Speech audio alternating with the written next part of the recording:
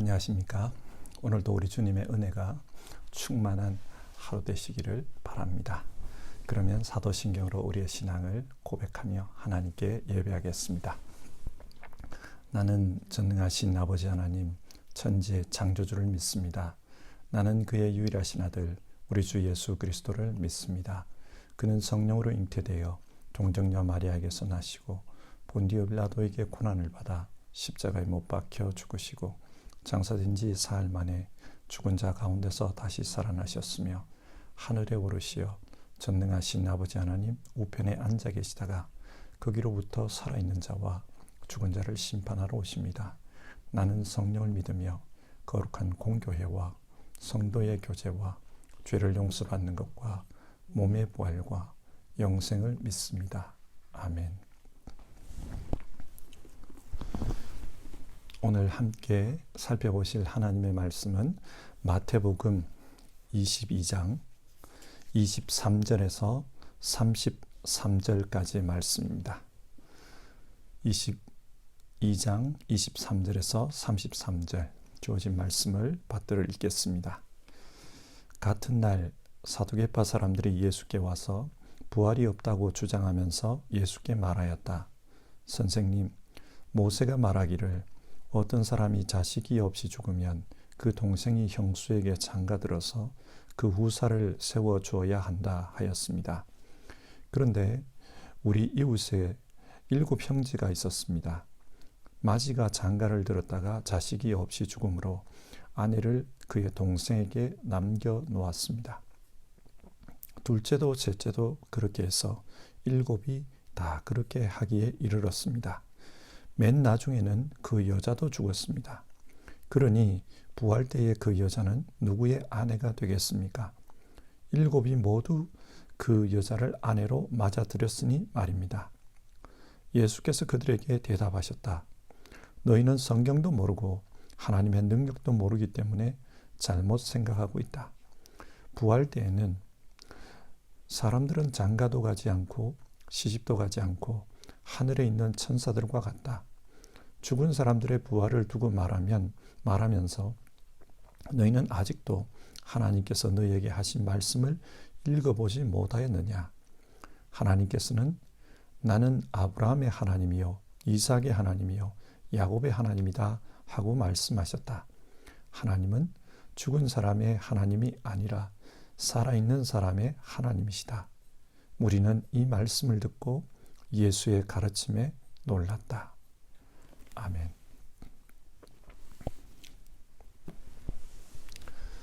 오늘 본문은 사두개파 사람들이 예수님을 찾아와 부활에 대해 논쟁한 내용입니다. 우리 기독교는 부활을 믿습니다.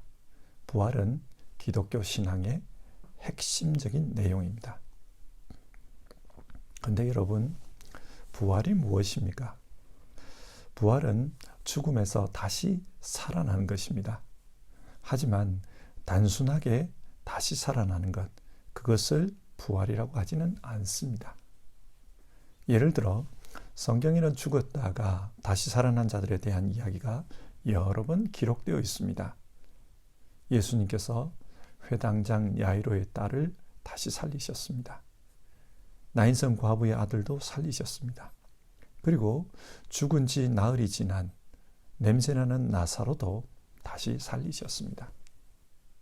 여러분, 이들이 부활한 것입니까? 아닙니다.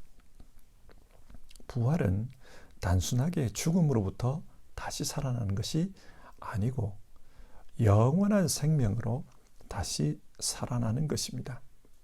그래서 영원히 죽지 않는 것, 영원히 사는 것, 그것이 부활입니다. 아마 야이로의 딸도 나인성 과부의 아들도 그리고 나사로도 육신으로 다시 살아났다가 그 후에 다시 죽었을 것입니다. 이것은 부활이 아닙니다. 부활은 예수님처럼 죽음으로부터 살아난 후 다시는 죽지 않고 영원히 사는 것, 그것이 부활입니다. 부활은 죽음을 이기는 것, 그것이 부활입니다. 예수님 당시 유대교에는 여러 종파들이 있었습니다. 그 중에는 부활을 믿는 종파도 있었지만 부활을 믿지 않는 종파도 있었습니다. 대표적으로 사두개파 사람들은 부활을 믿지 않았고 바리새파 사람들은 부활을 믿었습니다. 그러나 부활을 믿는 이들의 부활신앙도 오늘 우리가 믿는 기독교의 부활과는 내용이 달랐습니다. 그래서 성경은 오늘 본문을 통해 기독교에서 말하는 부활신앙이 어떤 것인지를 가르쳐주고 있습니다. 그러면 오늘 말씀을 함께 보겠습니다. 23절인데요. 같은 날 사두개파 사람들이 예수께 와서 부활이 없다고 주장하면서 예수께 말하였다. 이 말씀의 뉘앙스는 사두개파 사람들은 이미 부활에 대한 분명한 자기 입장을 가지고 있었다는 것입니다. 예수님께 와서 부활에 대해 질문하는 이유는 부활에 대해 배우려고 하는 것이 아닙니다. 그러면 왜 질문하는가? 부활에 대해 자기들과 다른 견해를 가지고 있는 예수님이 틀렸다. 그것을 증명하기 위해 질문하고 따지는 것입니다.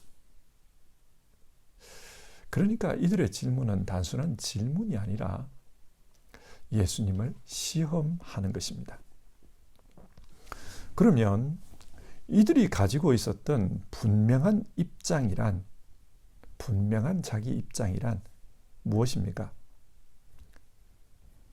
부활이 없다는 것입니다. 사람이 죽으면 육신도 영혼도 모두 끝난다.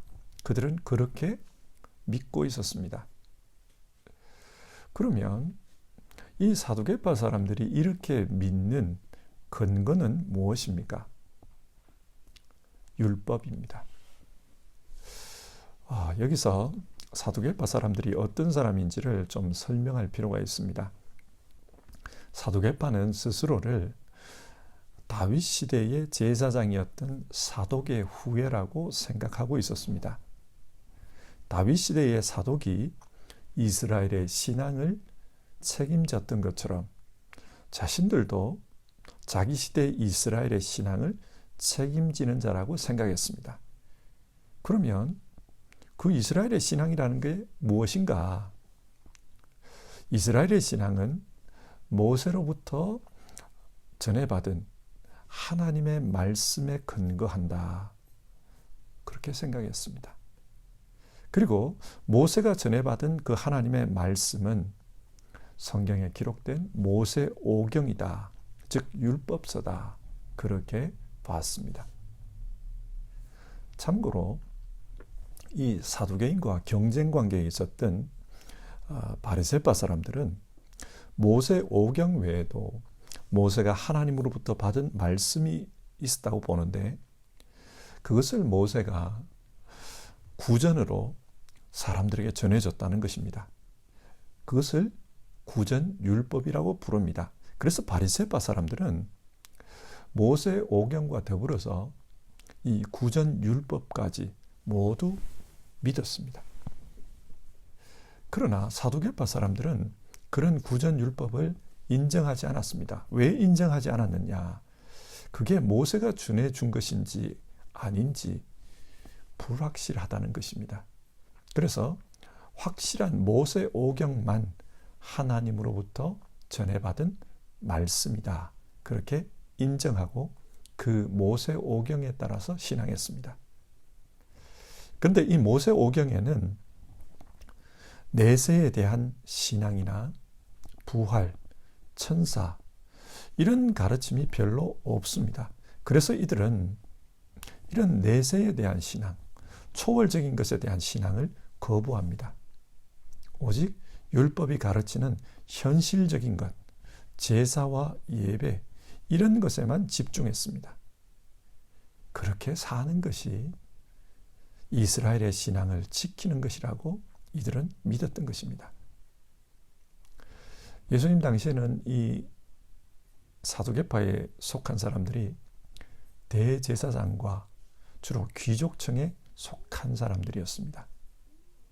반면 율법학자들이나 신령한 것을 사모하는 사람들, 그리고 다수의 민중들은 이 바리새파의 가르침에 더 집중했습니다.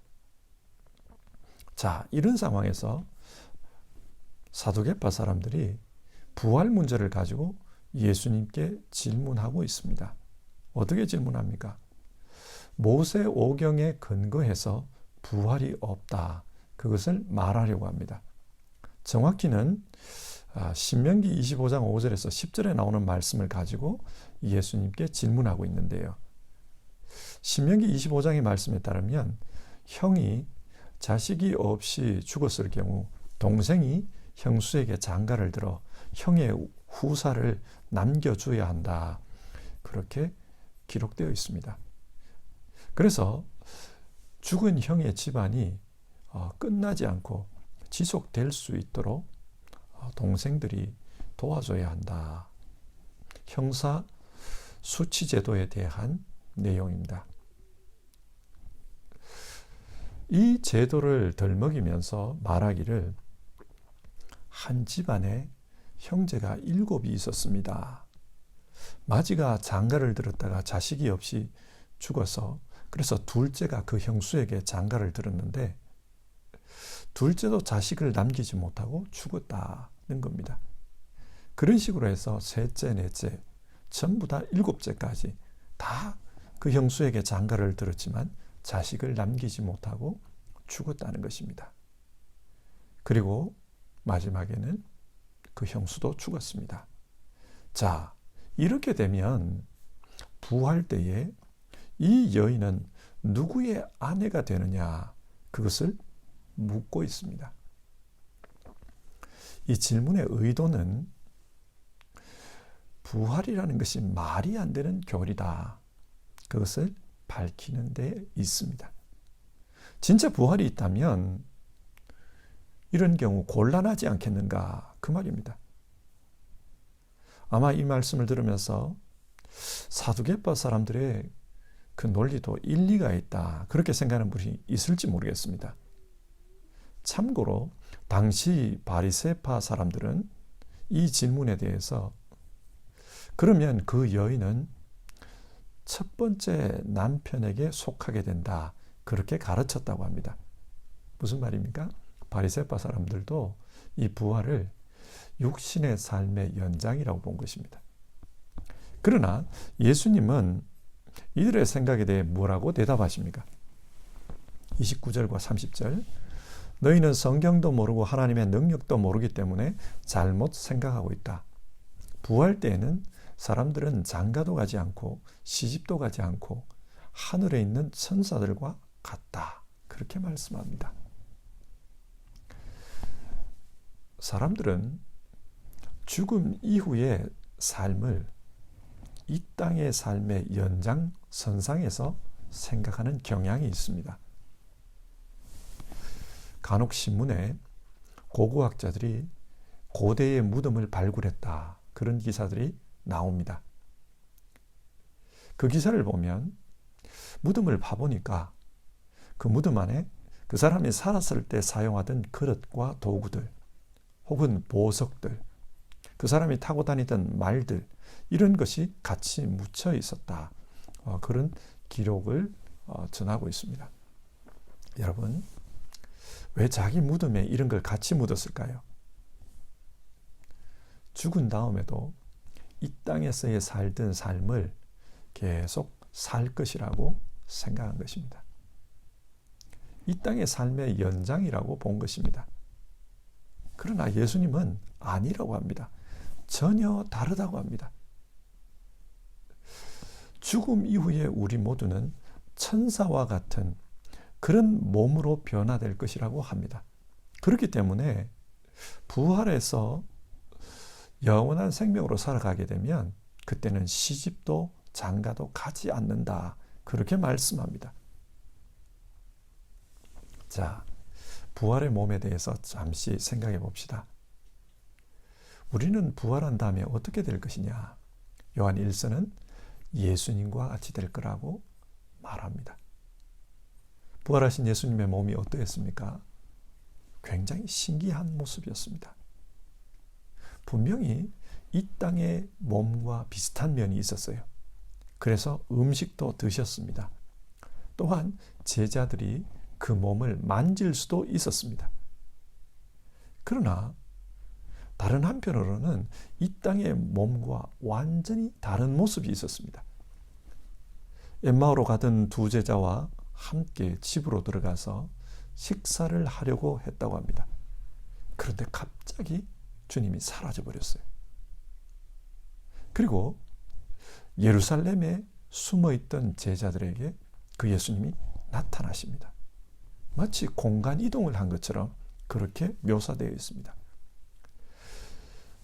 제자들은 문을 꽁꽁 닫고 집 안에 있었는데, 그런데 예수님이 그 방 안에 나타났다는 거예요. 마치 벽을 통과한 것처럼 보입니다.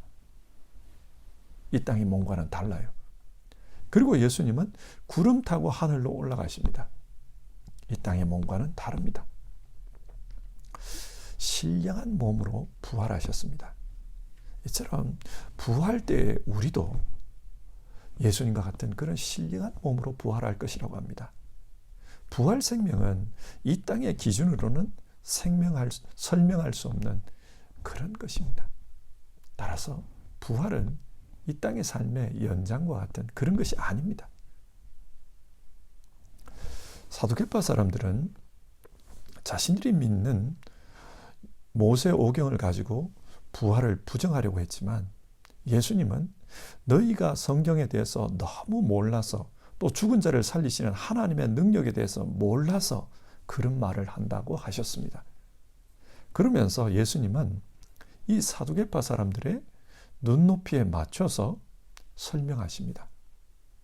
사두개파 사람들은 모세 오경밖에 안 믿으니까 예수님은 모세 오경인 출애굽기 3장에 나오는 말씀을 가지고 이야기를 풀어가십니다.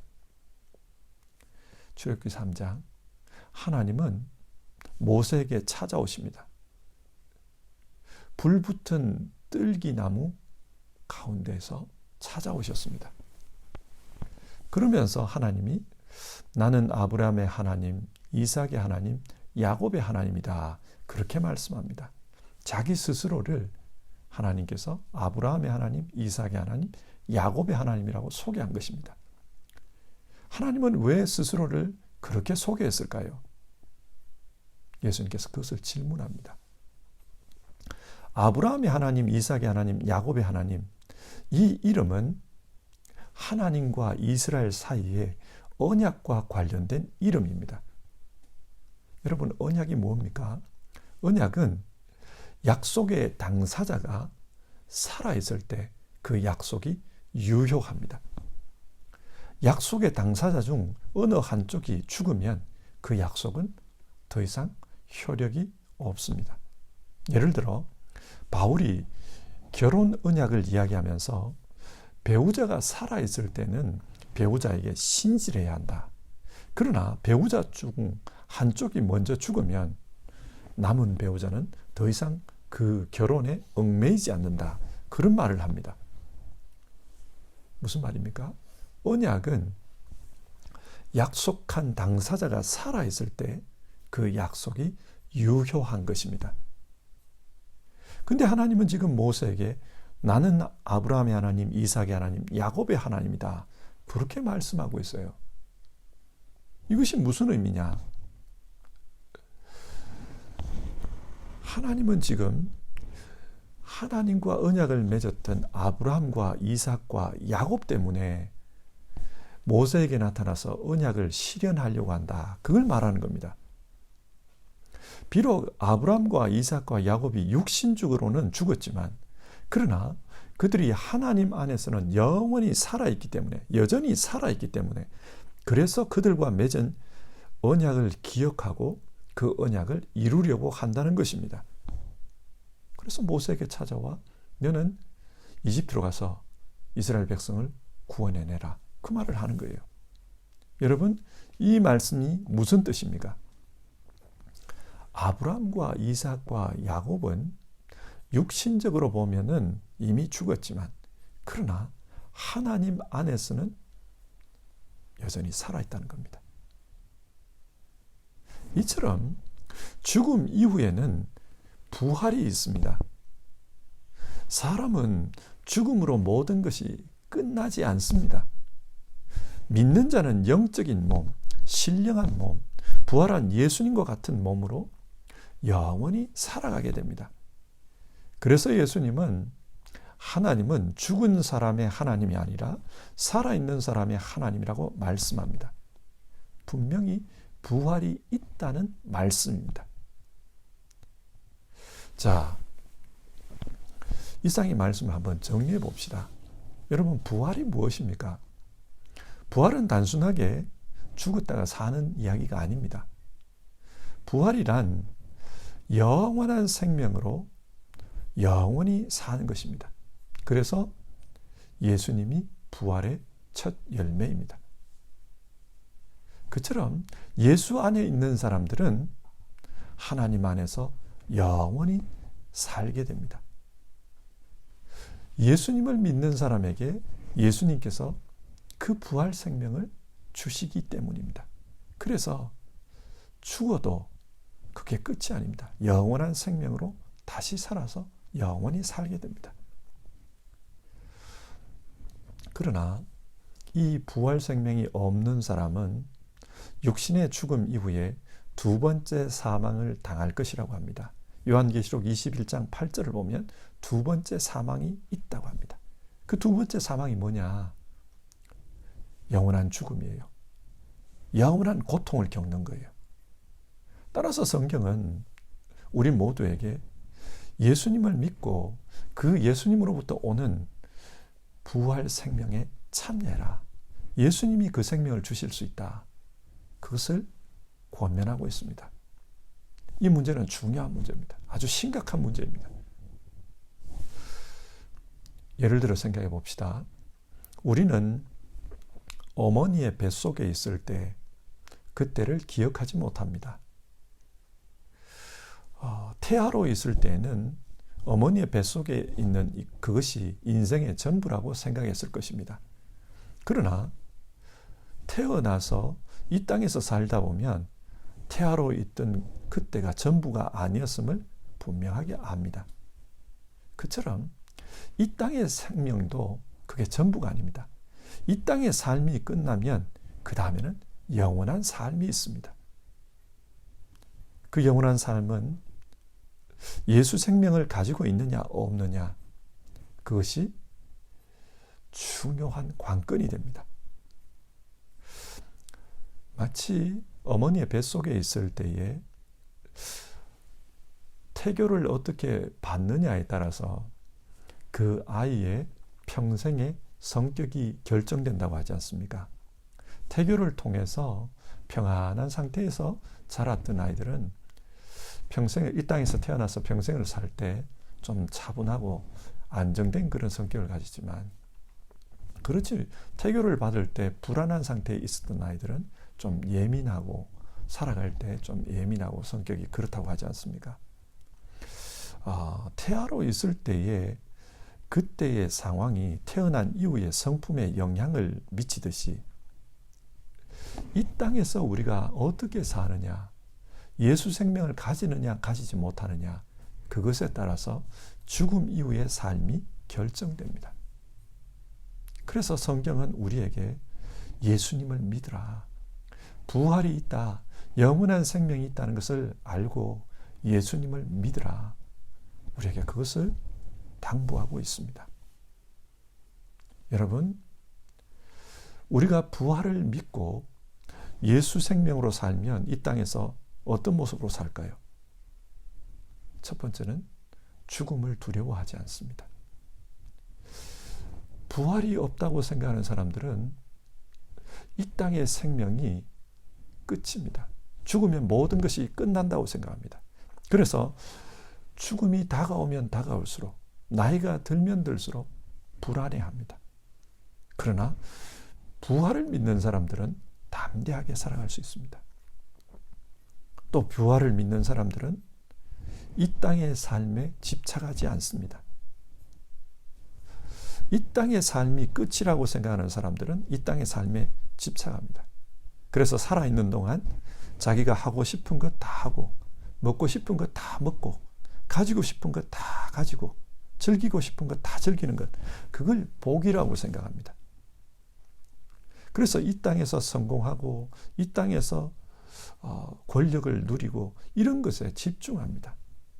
그러나 그렇게 살다 보면 탐욕을 부리게 되고 남 위에 올라서려고 하게 되고 쾌락을 추구하며 스스로 부패하게 되는 그런 현상들이 나타납니다. 하지만 부활을 믿는 사람들은 영원한 생명이 있다는 것을 알기 때문에 이 땅의 삶을 그렇게 살지 않습니다. 장차 하나님 앞에 섰을 때 내가 어떤 모습으로 나타날 것인가, 그것을 생각하며 삽니다. 그래서 예수님의 말씀에 따라서 믿음의 의로 살려고 노력합니다. 성도 여러분, 우리 모두는 이 세상의 사람들과는 다릅니다. 부활을 믿고 있고 또 영원한 생명이 있다는 것을 알고 있습니다. 그렇기 때문에 이 땅의 생명이 끝나는 것, 그것에 대해 두려워하지 않습니다. 뿐만 아니라 이 땅의 삶에 집착하며 살지 않습니다. 골로새서 3장은 너희가 예수를 주로 받았다면, 그래서 영원한 생명이 있다는 것을 믿는다면 이제는 위의 것을 생각하라, 그렇게 권면합니다. 이 땅의 것이 아니라 위의 것을 생각하며 하늘나라 백성으로서 살라고 합니다. 그래서 이 땅에 살지만 하늘나라 백성으로 죽음을 두려워하지 않고 또 이 땅의 삶에 집착하지 않고 믿음으로 살려고 노력한다는 것입니다. 우리에게 그렇게 살라고 합니다. 사랑하는 성도 여러분, 우리 모두 부활을 믿는 사람들입니다. 신실한 믿음으로 그렇게 살아갑시다. 우리 같이 찬송하고요, 기도하겠습니다. 491장 저 높은 곳을 향하여 우리 1절 부르겠습니다.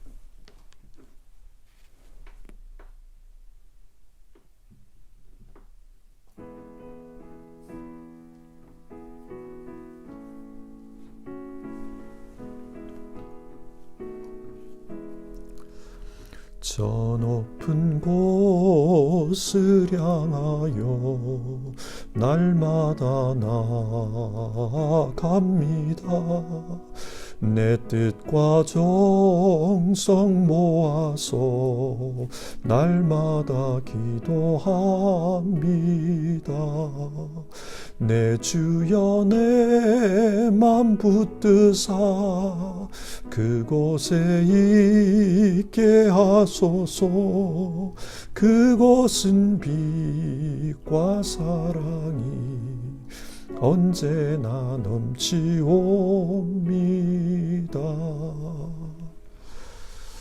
오늘 말씀을 생각하면서 우리 같이 기도합시다.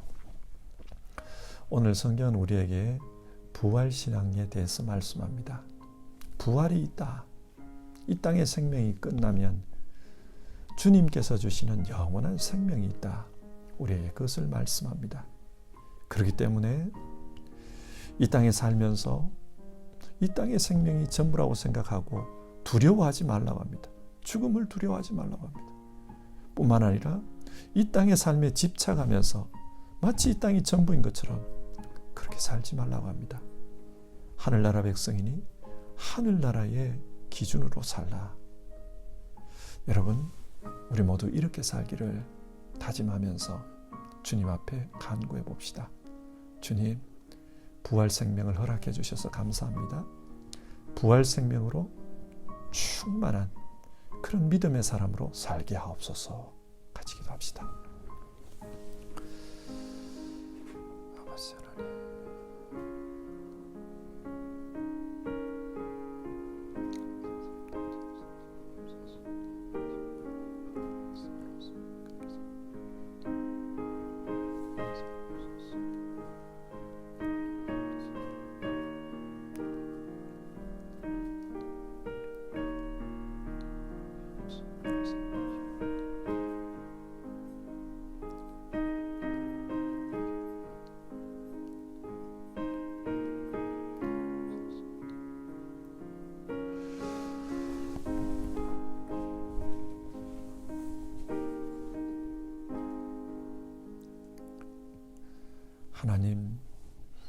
오늘 말씀은 우리에게 부활신앙을 가지라고 권면합니다.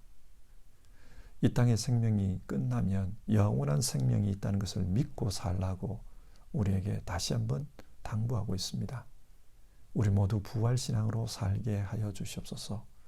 그래서 이 땅의 삶이 끝나간다, 그것 때문에 두려워하는 것이 아니라 오히려 영원한 생명이 내게 다가오고 있다, 소망으로 사는 우리 모두 되게 하옵소서. 그리고 이 땅의 삶에 집착하며 사는 것이 아니라 하늘나라 백성으로서 하늘나라 교훈으로 이 땅에서 사는 우리 모두 되게 하옵소서. 하나님이여, 우리 성도님들을 붙잡아 주시옵소서. 그리고 이 부활 생명으로 이 땅의 삶을 승리하는 모든 분들 다 되게 하옵소서. 담대하게 또 믿음으로 하나님 앞에 감사함으로 사는 우리 모두 되게 하옵소서.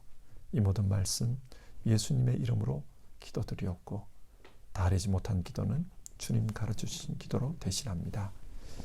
하늘에 계신 우리 아버지, 아버지의 이름을 거룩하게 하시며 아버지의 나라가 오게 하시며 아버지의 뜻이 하늘에서와 같이 땅에서도 이루어지게 하소서. 오늘 우리에게 일용할 양식을 주시고 우리가 우리에게 잘못한 사람을 용서하여 준 것 같이 우리 죄를 용서하여 주시고 우리를 시험에 빠지지 않게 하시고 악에서 구하소서. 나라와 권능과 영광이 영원히 아버지의 것입니다. 아멘.